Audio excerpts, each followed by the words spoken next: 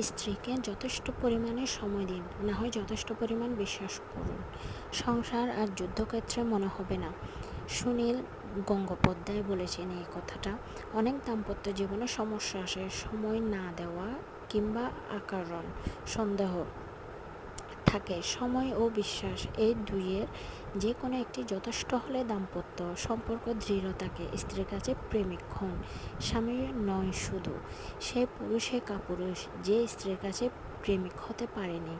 স্ত্রীর কাছে আপনি কেবল একজন দায়িত্ব পুরুষ নন, বরং তার ভালোবাসার মানুষও। প্রেমিক সুলভ আচরণ, ছোট ছোট চমক, আন্তরিকতা ও আবেগ প্রকাশ দাম্পত্যকে উজ্জ্বল রাখে। ভালোবাসার বাক্য মানসিক শান্তির চাবিকাঠি। প্রতিদিন একবার স্ত্রীকে আমি তোমাকে ভালোবাসি বললে মাথার সব দুশ্চিন্তা দূর হয়, আর আপনার স্ত্রীও কিন্তু খুশি হবেন এতে। প্রেমের প্রকাশ অবশ্যই দরকার। প্রতিদিন ভালোবাসার ছোট একটি বাক্য স্ত্রীকে যেমন আনন্দ দেয়,